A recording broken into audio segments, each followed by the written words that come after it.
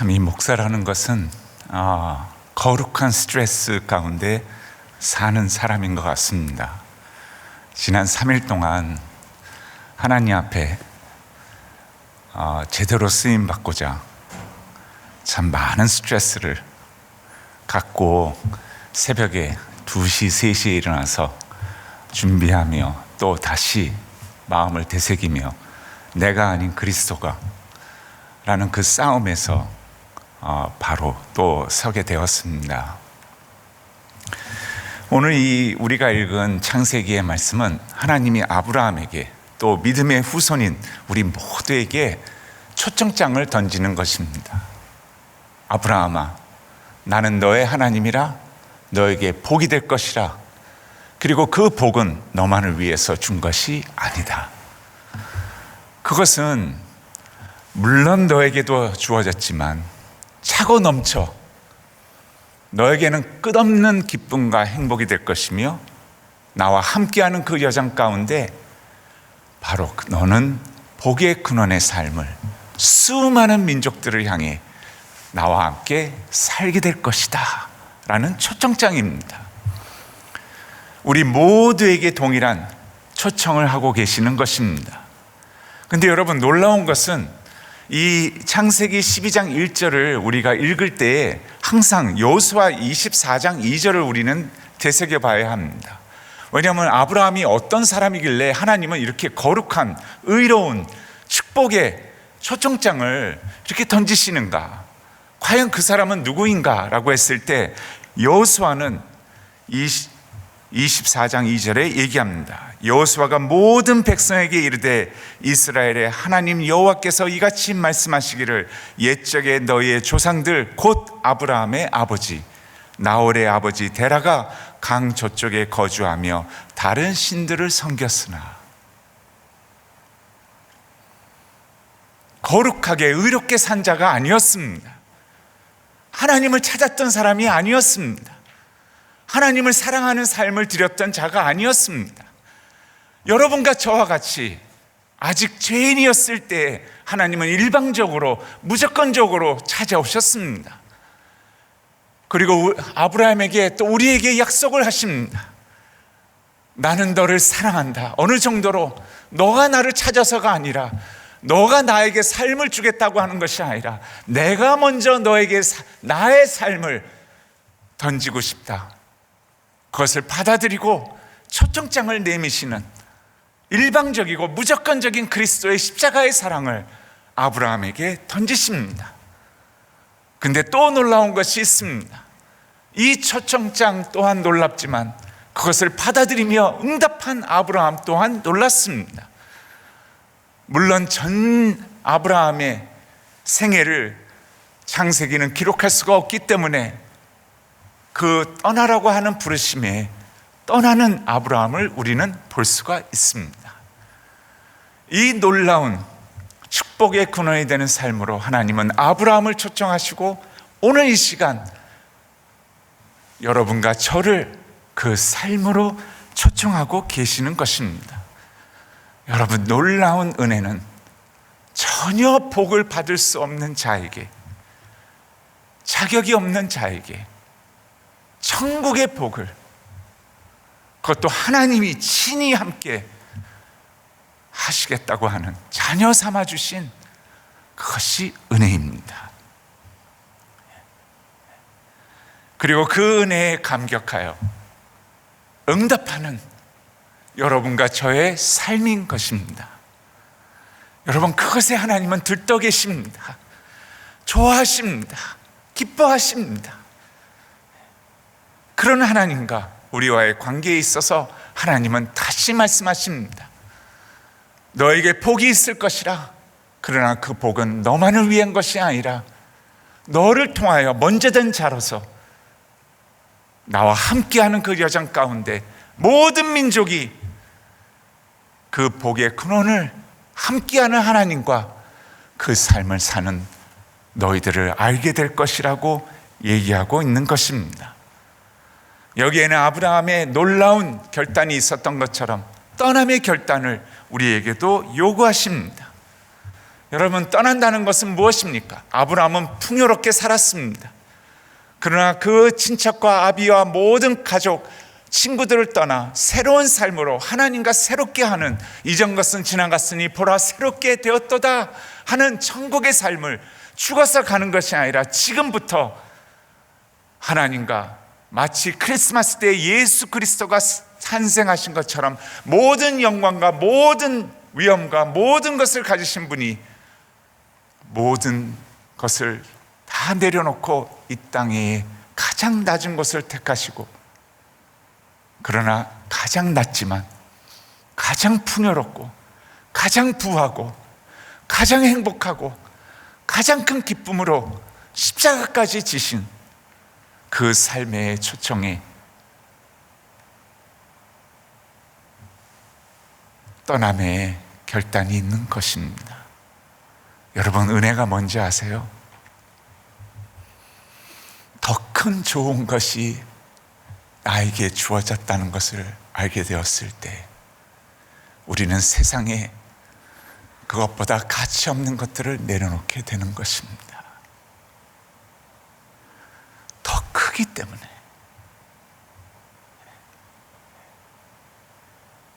더 큰 사랑을 발견하기에 그 사랑의 앞에 어떠한 어려움과 힘듦을 함께 이겨내는 힘이 솟아나고 그 사랑을 함께 나누며 살아갈 수 있는 동기와 열정과 삶의 의미와 행복을 누릴 수 있게 되는 것입니다. 하나님은 떠나라고 얘기하십니다.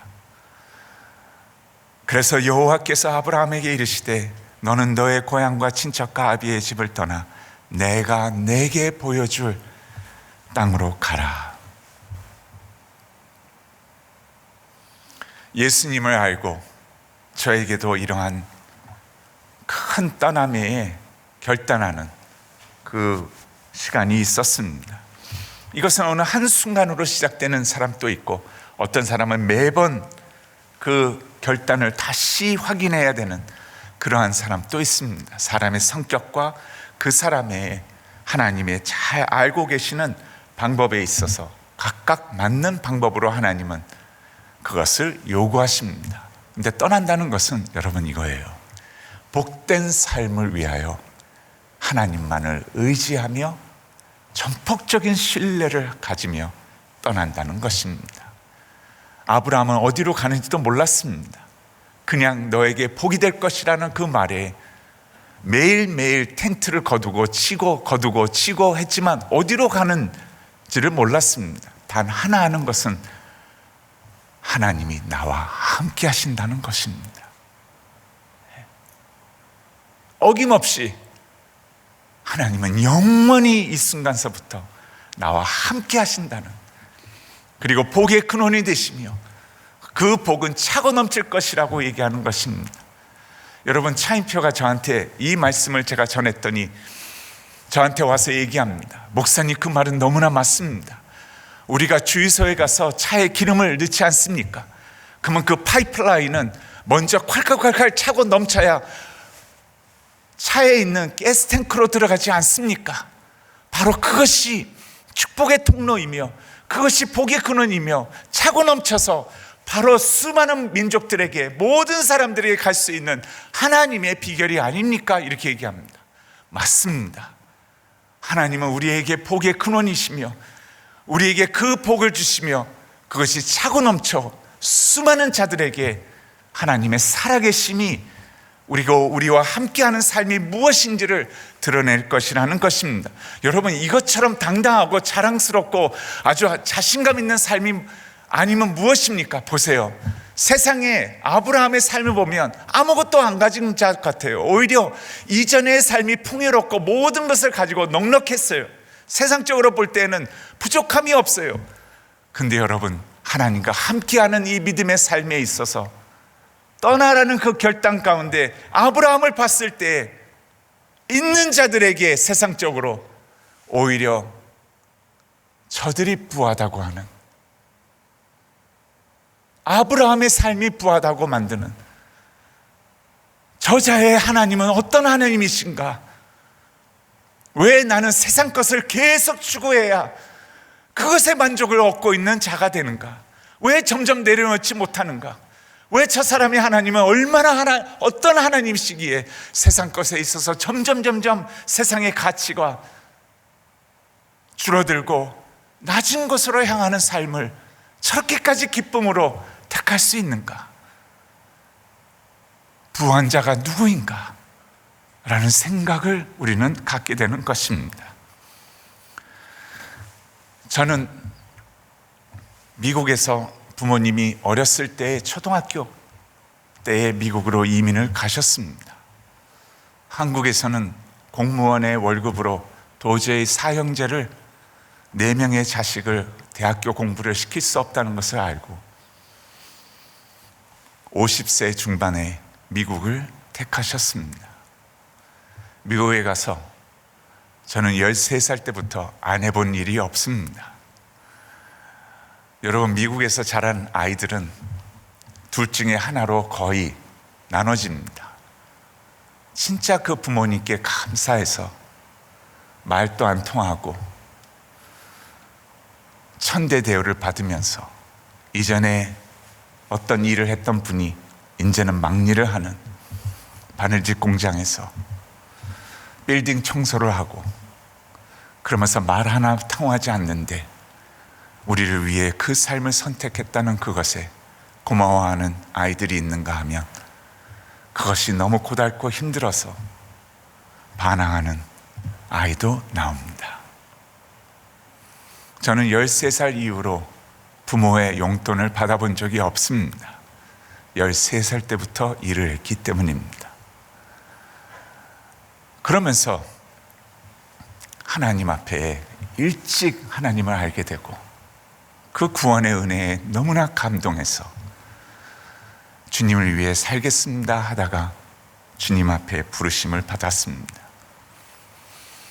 그리고 신학교를 나왔는데 교회 사역을 하고 또 저는 경영학을 했기 때문에 회사에서도 일하고 많은 경험을 하면서 살고 있는데 교수 생활도 하고 회사에서도 일하고 또 자영업도 실제로 제 사업도 해보고 하나님이 축복을 하셔서 하는 것마다 진짜 하나님이 함께 하신다는 세상적인 관점에서 그런 생각을 많이 가졌습니다.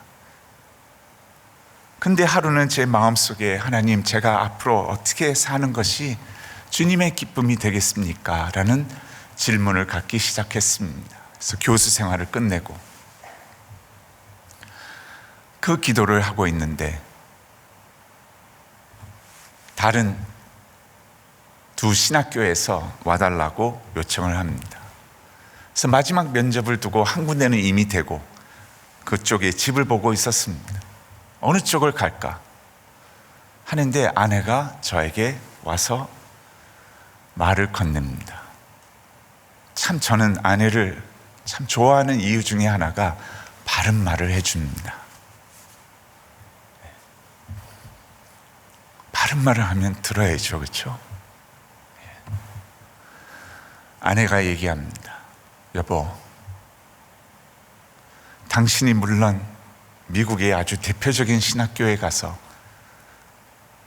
하나님의 사람들을 양육해서 내는 것도 굉장히 중요하지만 그게 하나님의 뜻이라고 생각하냐고.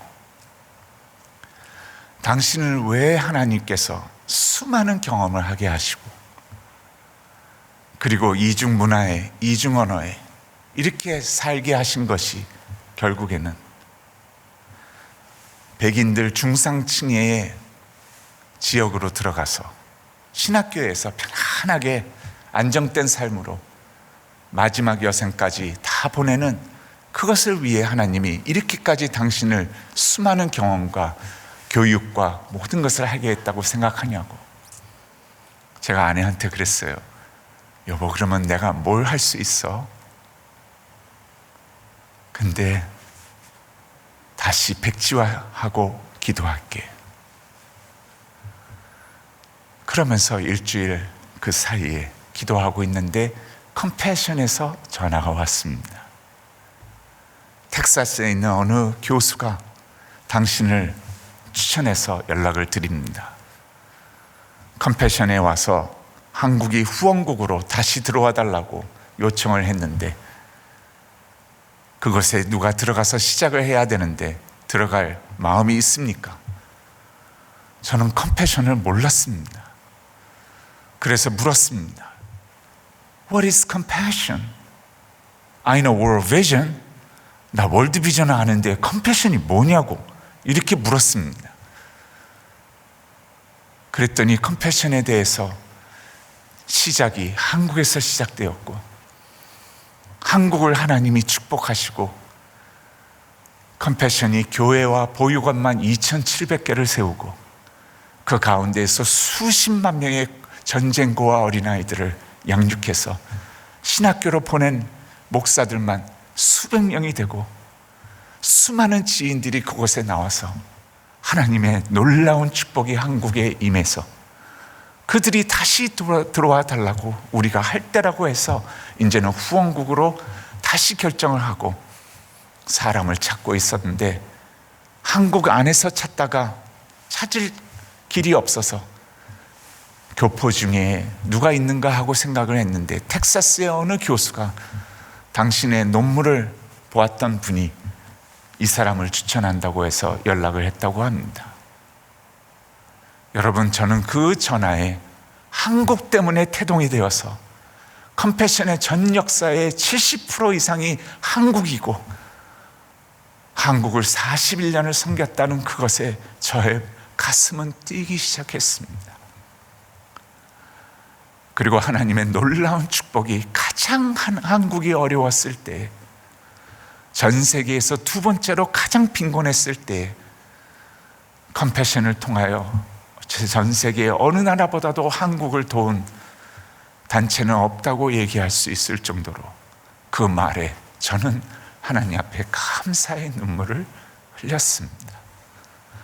그리고 이것이 하나님의 기뻐하시는 일이 아니라면 복음과 함께 한국에 있는 교회들이 교회 이름으로 교회를 훈련해서 고아들을 데려다가 그 아이들을 먹이고 입히고 교육시키고 하나님의 사람으로 키워내는 것을 한국에 있는 교회들이 하게 만드는, 그것은 하나님의 복음과 전인적인 성복음이 함께 가는 것이 아닌가라는 기쁨에, 이것은 하나님의 기뻐하시는 일이라고 하고 한국을 나왔습니다.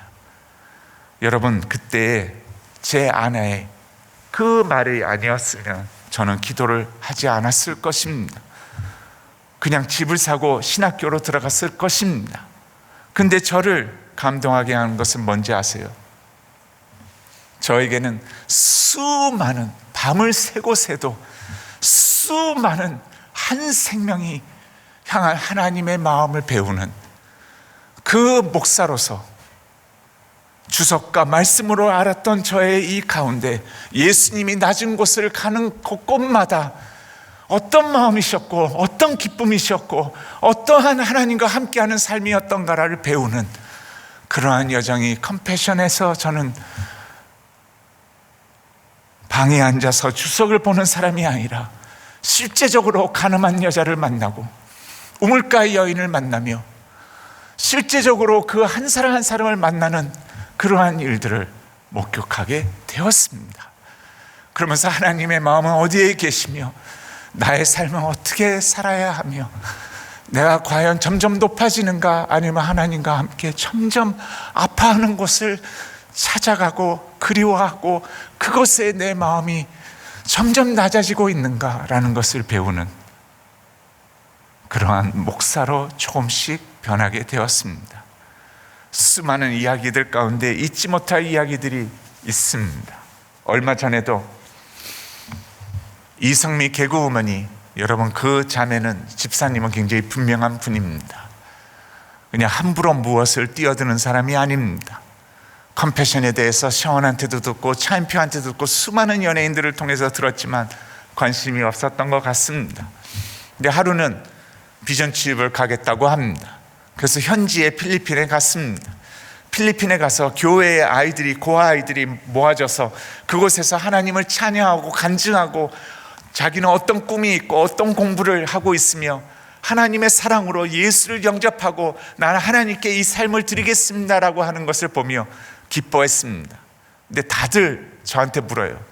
얘들 진짜 그런 아이들 맞아요? 왜냐면 보면 너무 활짝 웃고 너무 깨끗하고 너무 기뻐하는 활짝 핀 모습을 보거든요. 얘네 진짜 빈민가의 가난한 아이 맞아요? 한 아이를 집으라 그랬습니다. 그래서 그 아이 집을 데려갔어요. 세이성미 개구공원과 함께 그 아이의 집을 갔는데 여러분 사진으로 보시기 바랍니다. 이 아이의 집은 그냥 길가에 놓여진 차가 바로 그 앞에 왔다 갔다 하는 리아카 집이었습니다. 바퀴가 보이시죠? 저 리아카는 와이드 앵글로 찍어서 크게 보이지만 실제 크기는 보여드리기 위해서 같이 갔던 형제를 세웠습니다. 저 형제가 빈 리아카에 찾아가지고 누웠더니 무릎 밑으로는 밖으로 나옵니다. 제가 물었어요. 어떻게 저 리아카 안에 5명의 가족이 잠을 잡니까?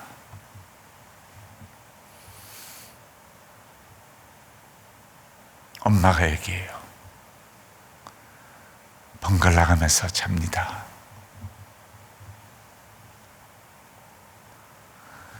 이 리아카의 집에 우리를 데려간 교회에서 양육이 되고 있는 컴패션 여자아이가 맥지엔이라는 아이입니다.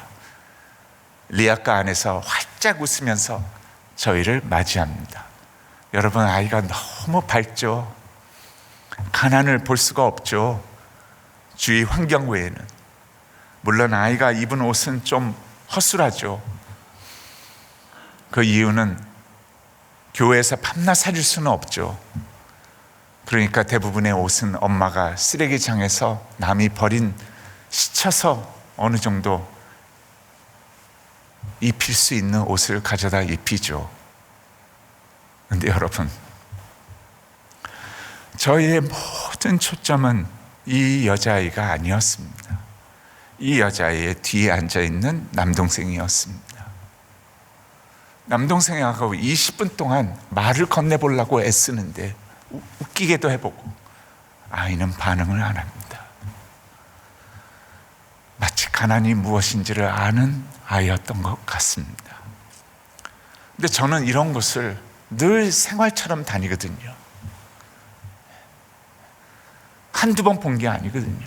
공동묘지에서 사는 350명의 우리 아이들, 쓰레기장에서 사는 아이들 수없이 보고 다니거든요. 근데 이 남자아이를 20분 동안 대화하는 가운데 저를 또 한 번 충격에 몰아넣은 것은, 가난에 대해서는 너무나 잘 알고 있지만 그 가난을 다시 목격하게 되는 새로운 모습으로, 그거였습니다. 여러분, 20분 동안 무슨 일이 일어난 줄 아세요? 이 사진을 자세히 보세요. 아이가 꼼줄 움직이지 않고 앞에서 개가 그냥 아무것도 바르지 않은 흰밥입니다. 밥을 먹고 있어요. 20분 사이에 그 밥을 남동생이 끌어다가 그 밥을 먹습니다. 그러다가 개가 와서 또 먹으니까 개를 밀쳐냅니다. 그리고 나서 애가 또 먹습니다. 개가 또 먹습니다. 아이가 먹습니다. 개가 먹습니다. 저는 이 모습은 더 처음 봤습니다. 하나님의 형상으로 지음받은 한 생명이 개와 함께 개밥을 왔다 갔다 하면서 먹는 모습은 처음 보았을 때 저는 감당할 수가 없었습니다. 이것을 바라보시는 하나님의 마음은 어떠실까? 본인의 형상이 이그러지고 피어나지 못하는 저 한마디를 하지 않는 그 한 생명에 보시고는 하나님은 어떤 마음이실까? 그 마음을 보았을 때 같이 본 이성미 개그우먼이 달려옵니다. 목사님, 왜 저 아이는 컴패션에 못 들어갔나요? 이런 아이들이 너무나 많아서 한 집에 하나의 외에는 안 됩니다. 이성미가 외칩니다. 목사님, 제가 하면 안 될까요? 제가 저 아이의 양육자가 되면 안 될까요? 소식을 전해줬더니 엄마가 빨래터에서 일하던 엄마가 그 소식을 듣고 20분 만에 달려옵니다. 한 손이 부르터 있습니다. 하루에 12시간을 빨래터에서 남의 빨래를 하는 엄마입니다. 기껏 받는 것은 하루 12시간에 2,000원입니다. 그것도 남편이 살아죽은 것만으로도 기뻐하라고, 왜냐하면 동거를 하지 결혼식을 할 수 있는 처지도 안 합니다. 그래서 동거를 하면서 아내가 2,000원 받아오는 것을 술을 먹고 탕진하고 학대를 하고 때리고 하는 남편입니다. 그런 엄마가, 이성미가 이 아이를 이제는 공부를 시키고 다 해주겠다는 말을 듣고는 너무나도 고마움을 보입니다. 그냥 그 자리에서 아스러집니다. 그리고 이 누나가, 컴패션에서 자라는 누나가 그 말을 듣고 이성미를 달려와서는 꽉 안습니다. 그러면서 계속 얘기합니다. Thank you very much. Thank you very much. Thank you very much. 라고 계속 얘기합니다. 여러분, 저에게는 너무나도 기쁜 날이었습니다.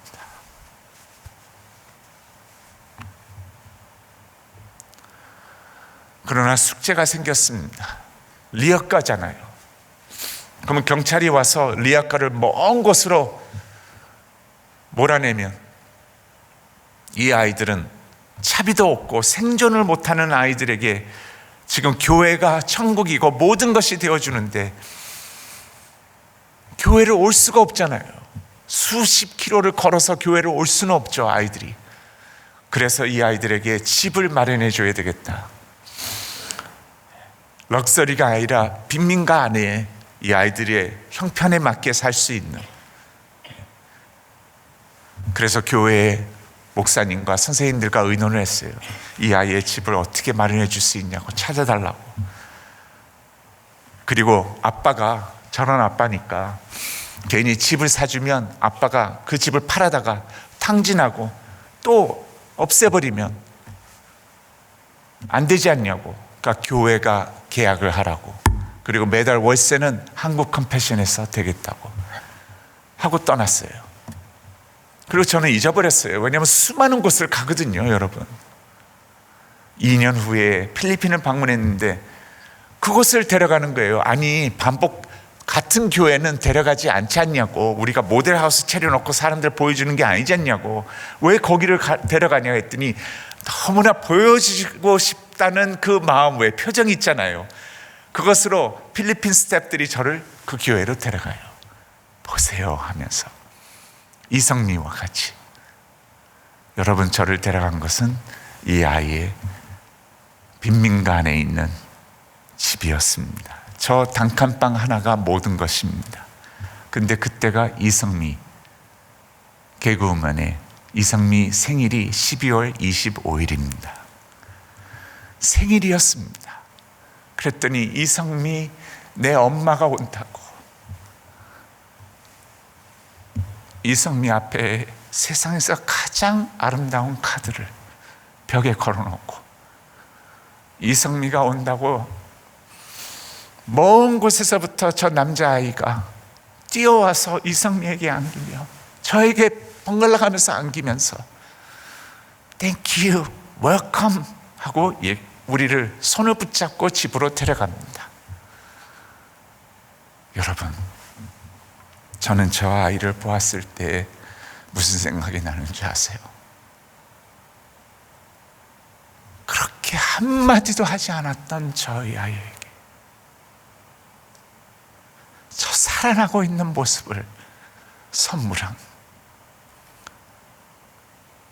내가 이렇게 기쁘다면 저 모습을 보고 계시는 하나님은 얼마나 기뻐하실까, 얼마나 좋으실까. 이제 피어날 수 있는 저 삶을 보았을 때 얼마나 천국에서의 죄와 악으로 말미암아 한 생명이 죽어져 가는 것을 하나님의 함께하는 자들의 손과 발을 통해 피어나는 모습을 보며 얼마나 기뻐하신가 라는 생각을 갖게 됩니다. 영국의 유명한 신학자이며 목사이신 싱클레어 퍼거슨이 이런 말을 합니다. 미국에 집회를 갔는데 목사님들만 3,000여 명이 모였던 집회였습니다. 이 싱클레어 퍼거슨이 얘기를 합니다. 여러분, 목사 여러분 하면서 얘기합니다. 당신은 오늘 이 순간 계속 목회를 하면서 높아지고 있습니까? 낮아지고 있습니까? 예수는 낮은 곳을 향하고 계셨습니다. 낮은 곳에 태어나셔서 낮은 삶을 사시며 가장 낮은 죽음을 선택하셨습니다. 그러나 가장 큰 하나님의 사랑을 힘입고 하나님과 함께 가장 큰 부와 가장 큰 높음을, 그 영광을 누리셨던 예수 그리스도입니다. 그러면서 얘기를 합니다. 여러분은 어떤 사진을 벽에 걸어놓습니까? 여러분이 대통령과 사진을 찍고 스포츠 스타들과 사진을 찍고 유명인사들과 사진을 찍은 것을 걸어놓지 않습니까? 여러분 테이블 위에는 어떤 사진들이 놓여져 있습니까? 여러분 그 사진을 찍고 여러분은 그 사진을 거시지만 천국에서는 아무 느낌이 없습니다. 어떠한 것에서 개의치 않으십니다. 그러나 여러분이 예수의 손과 발이 되어 가장 낮은 곳을 향해 그들과 함께 사진을 찍는 순간 천국에서는 천국의 잔치가 이루어지고 하나님의 큰 기쁨과 잔치상이 거기에서는 벌어집니다. 대형 스크린으로 나의 아들을 보라고, 나의 딸을 보라고 하면서 하나님의 기쁨은 그 가운데에서 천사들과 함께 응원하며 함께 즐기는 그 일이 일어날 것이라고 싱클레어 퍼거슨 목사님은 외치십니다. 이것을 위해 결단하라고 얘기합니다. 떠나라고. 여러분, 저를 볼 때 행복한 사람이라고 보여지십니까? 아니면 찌들려서?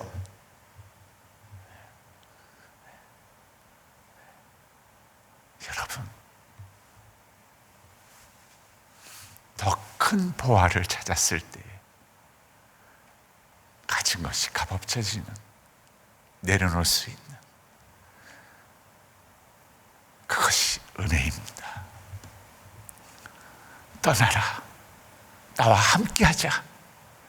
너는 복의 근원이며 그 복은 너를 통해 수많은 자들을 나의 이름으로 축복하게 될 것이라.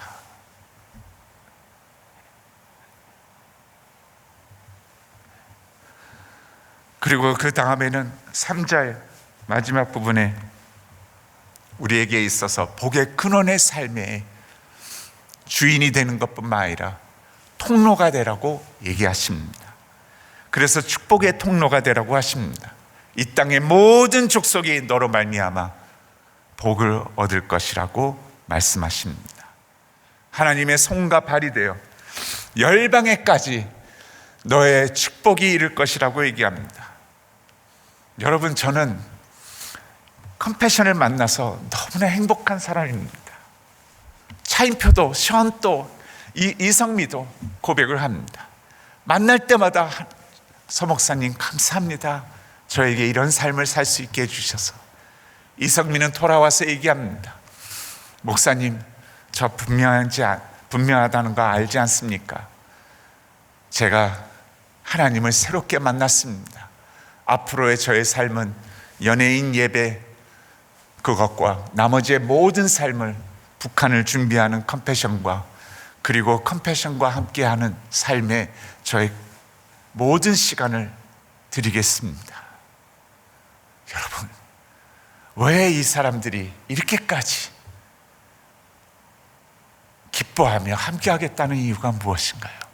하나님을, 복의 근원인 하나님을, 이 세상에서 찾을 수 없는 그 하나님을 새롭게 경험했기 때문입니다.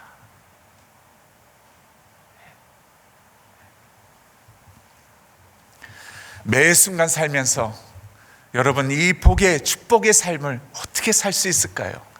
이렇게 생각하세요. 아침에 일어나셨을 때 하나님 감사합니다. 또 하루를 살 수 있게 나를 깨워주셔서 오늘 하루를 통해 코로나 때문에 집에 갇혀 있었다면 내 안에 있는 가족들에게 축복의 통로가 되게 하여 주옵소서.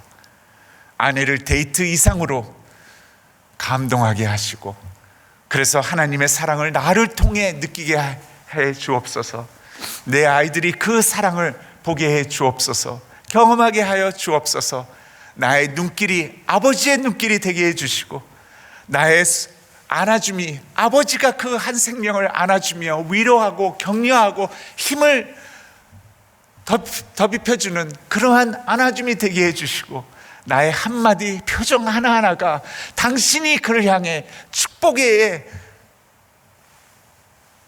소통을 하는 그러한 작은 예수가 되게 하여 주옵소서. 나를 만나는 지나치는 수많은 사람 중에 하루에 한 사람이라도 주님 그러한 자의 축복이 되기를 원합니다. 그것에 나는 깨어서 하나님과 함께하는 삶을 드려지게 하여 주옵소서. 매 순간마다 그러한 마음으로 하나님 앞에 나아간다면 하나님은 우리를 복의 근원이며 그 복을 통해 하나님은 이 땅을 축복하게 될 것입니다. 저에게 또 얼마 전에 참 몰랐었는데 놀라운 소식이 있었어요. 이지선 여러분 아시죠? 이지선 화상으로 교통사고로 화상. 저는 미국에서 쭉 자랐기 때문에 이지선이 누군지를 몰랐어요. 근데 제가 처음 만난 것은 2003년도 어느 한 분의 돌잔치를 갔는데 그게 오누리 교회에서 있었던 돌잔치였어요. 조그마한 방에서. 근데 방문했는데 고 하영조 목사님이 저를 워낙 사랑해 주셔서 서 목사 이리 와 그러더니 한 테이블에 이지선과 같이 앉은 거예요. 근데 저는 누군지를 몰랐어요. 그 지선자매 2003년도의 사진이에요. 그 하영조 목사님하고 함께. 근데 그리고 저는 잊어버렸어요.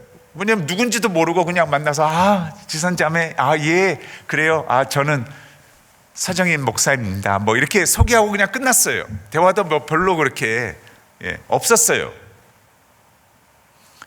그리고 나서 한참 지났는데 이영표 형제를 통해서 이지선 자매가 미국 LA에서 공부를 하다가 저를 만나고 싶다는 거예요. 제 책을 읽고서는. 그래서 제가 그러냐고, 내가 우리 애들이 이제 미국으로 대학교를 가니까 내가 갔을 때에 한번 만나겠다고. 그래서 이제 LA의 로스앤젤레스에서 만났어요, 이지선 자매를. 그래서 만나가지고 제가 물었어요. 지선 자매 공부를 끝나면 박사학위가 이제 되는데 뭐 하고 싶어요? 그랬더니 지선 자매가 그래요. 목사님 저 대학교에서 가르치고 싶어요. 그래요? 그 자리에서부터 막 돌기 시작했어요. 이 자매가 대학교 가고 싶어 한다는데 됐으면 좋겠다 막 이거 어떻게 하지? 왜냐면 제가 교수로 한국에서 미국에서 6년 이상을 교수 생활을 했기 때문에 너무 잘 알거든요. 이게 얼마나 힘든 건지. 저야 뭐 그냥 전임으로 했지만. 그래서 너무 잘 알기 때문에 그리고 대한민국이 여러분 아시죠? 전 세계에서 박사학위 소유자가 제일 인구 대비 많다는 거. 그리고 박사학위 소유자 백수도 제일 많다는 거 아시죠? 그래요. 그러니까 얼마나 힘들겠어요. 이거 돼야 되는데 하면서 제가 지선자매한테 그랬어요. 나 오늘부터 기도하고 같이 우리가 협력해서 만들어 봅시다. 그리고 나서 한국에 오자마자 제 성경 공부 모임에 지인들을 앉혀놓고 제가 그랬어요. 기도 제목 하나를 가져왔다고. 내가 비행기 타고 지금까지 오는데 계속 기도를 하는데 내 기도 가운데 지금까지 알 수 있는 것은 지선자매가 한동대에 가서 교수로 가르쳐야 된다고. 그러면 한동대의 위상도 올라가고, 그리고 한동대도 이지선 씨 때문에 위상을 올라가는 것뿐만 아니라 이지선 씨가 한동대에 너무나 잘 맞을 것 같다고. 기독교 대학이고 사회복지학과를 했고 또 좋은 대학교에서 공부했고, 그래서 이런 얘기를 했어요. 근데 여러분 얼마나 힘든 줄 아시죠? 기도해 주세요 그랬어요. 그리고 뭐 성역 공부 끝냈어요. 끝나고 났는데 한 장로님이 저한테 오시더니 그래요. 목사님, 저 한동대 총장하고 어렸을 때부터 친구입니다. 그래요. 제가 한번 물어보겠습니다. 그래서 그래요? 꼭 우선 5일 먼저 기도하고 물어보십시오. 그랬어요. 그래서 기도를 하고 총장님께 연락을 했는데 총장님은 그래요. 요새 총장이 뭐라 그런다고 이게 되는 게 아니라고. 그래요, 기도하겠습니다. 이렇게 됐어요.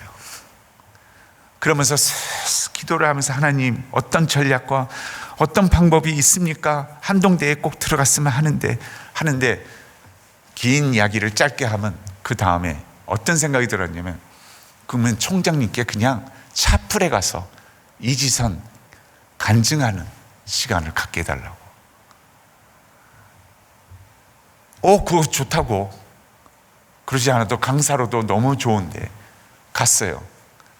간증을 했어요. 여러분, 사회복지학과 교수들이 다 원래 그렇게 다 오지 않는데 다 왔대요. 간증을 듣고는, 왜 그 교수님 뒤에 줄 쓴 사람들이 얼마나 많겠어요. 저 사람 우리 과에 들어와야 된다고, 나 안식년 가겠다고 이러면서 모든 사회복지학과 교수님들이 우리 튀어달라고, 그리고 나 안식년 가니까 저 이지선 자매가 들어와서 가르쳐야 된다고. 여러분, 이러면서 이게 무르익이면서 면접을 통과하고 이러면서 교수가 됐는데요, 저에게 이지선 자매가 교수가 됐다는 얘기를 해주면서, 물론 그 과정 가운데 기도를 같이 했죠. 그 사진을, 한 장의 사진을 보여주는데, 목사님, 저 오늘 진짜 소름 돋치는 줄 알았어요. 집에서 이제 교수로 간다고, 한동대에 교수가 됐거든요. 간다고 사진을 정리하고 짐을 정리하고 있는데, 왜냐하면 포항 밑으로 가야 되잖아요. 정리하는데 목사님하고 저는 잊어버리고 있었던 2003년도의 사진을, 제가 왜 처음 보여준 사진을 찾은 거예요. 자기가 소름 끼쳤대요. 왜냐하면 자기도 목사님을 만난 지 잊어버렸대요. 왜냐하면 수많은 사람을 만나니까. 잊고 있었는데 사진 뒤에 뭐라고 적혀 있었냐면, 이렇게 적혀 있었대요. 만났을 때에 목사님이 한 질문이 뭐냐면, 지선자매 뭐 하고 싶어요? 그랬더니 자기가 뭐라 했냐면, 저는 박사학위 공부하고 싶어요. 그래서 그 자리에서 그 말을 듣고 고 하영조 목사님이 공부를 시켜줬어요. 그리고 제가 그래요? 근데 공부해서 뭐 하고 싶어요? 그랬더니 그때에 뭐라 했냐면, 저 교수 되고 싶어요 라고 얘기했다는 거예요. 저는 잊어버렸지만 복의 근원이신 하나님은 오케스트레이트를 하시면서 잊었던 것을 다시 기도하게 하시고, 이지선 교수 얼마 전에 식사 같이 하면서 이 이야기를 하면서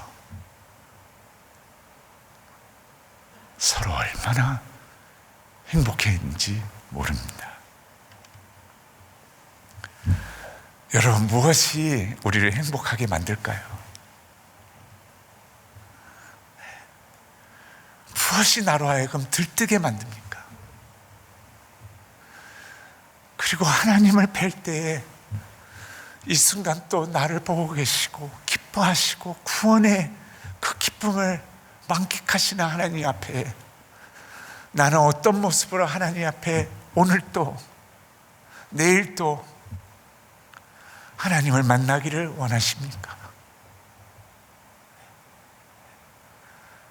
하나님은 우리를 복의 근원의 삶으로 초청하고 계시는 것입니다. 왜 그런지 아세요? 하나님을 경험하는데 그 이유입니다. 시간이 많이 갔지만 한 가지 얘기하고 끝내겠습니다. 이영표 형제가 이제 저와 계속 제가 상담을 해주고 밴쿠버에 있을 때부터 그러면서 만났는데, 저랑 엘사바도르, 중미에 있는 엘사바도르를 갔습니다. 그러면서 컴패션을 쭉 보면서 이래요. 목사님, 저에게는 풀리지 않는 숙제가 해결됐습니다. 뭔가요? 저는 하나님은 공평하신데 그리고 의로우신데 왜 이 세상은 이렇게 불공평하냐 라는 생각을 가졌습니다. 아니, 의로우시고 사랑의 하나님이시라면 이 세상을 왜 이렇게 돕는가? 물론 죄와 악이 있는 것은 아는데 왜 공평하신 하나님은 이 세상을 이렇게 불공평하게 만드셨는가? 누구는 이렇게 찌들리게 빈민가에서 살아야 되고, 누구는 다이어트를 해가면서 음식을 쓰레기로 버려야 되는, 이게 왜 이런가? 근데 오늘 해결됐습니다. 본인이 어떤 책을 읽으면서 알게 되었대요. 여러분, 뭐라 그러는 줄 아세요? 하나님은 공평하신 하나님인데 우리가 불공평한 삶을 살아서 그렇다는 거예요. 이렇게 설명을 해요. 뛰어나요, 이 사람. 뭐냐면, 목사님, 하나님은 세 아이가 있으면 세 아이에게 빵 하나씩 나눠주지 않고 하나에게 빵을 다 세 개를 줬습니다. 하나에게 빵 하나씩을 나누었으면 우리는 공평하다고 생각하지만, 그것은 그 아이만을 위해서, 자기의 이득을 위해서 그냥 하나씩 받고 먹고 끝납니다. 근데 하나님은 하나에게 세 개를 주면서 나누라. 하나님을 사랑하고 이웃을 사랑하라. 세 개를 움켜쥔 아이는 세 개를 다 내놓기가 싫어서, 하지만 하나님의 마음을 안 이 아이가 나눴을 때 하나님의 사랑을 배운다는 것입니다. 그 깊이와 높이를 알게 된다는 것입니다. 그래서 하나님은 공평하시지만 우리가 그 불공평한 삶을 살기 때문에 이 세상이 이렇다고 얘기합니다. 다시 말하면 하나님은 바로 우리를 초청하신 것과 마찬가지로 십자가의 아가페오의 사랑을, 무조건적이며 일방적인 그 사랑을 우리로 하여금 배우게 하시는 것입니다. 여러분, 사람이 어떻게 변할까요? 하나님을 새롭게 경험하면 우리는 변합니다. 새롭게 경험하면 그것을 은혜라고 합니다. 그 벅찬 은혜의 삶을 누리시며 기쁘고 행복한 삶을 하나님과 함께 이 땅을 향해 순종하며 사시는 여러분과 저가 더욱 되기를 주님의 이름으로 축원합니다. 기도하겠습니다. 하나님 아버지, 우리가 아직 죄인 되었을 때에 우리에게 가까이 다가오셔서 십자가의 사랑으로 용서해 주시고 자녀 삼아 주신 그 은혜에 감사와 찬양을 드립니다. 매일 우리의 삶이 하나님께 드려지는 예배의 행위가 되길 간절히 원합니다. 나를 바라보시고 기뻐하시며 나에게 하나님이 되어있길 원하시는 그 하나님을 모시고 우리가 하나님의 손과 발이 되어 당신의 사랑으로 우리의 이웃을 더욱 사랑하게 되길 원합니다. 우리에게 이웃 사랑의 깊이를 더하셔서 매일 아버지께 올려드리는 우리의 사랑의 고백이 되게 하여 주옵소서. 우리를 죽기까지 사랑하신 예수님의 이름으로 기도드리옵나이다. 아멘.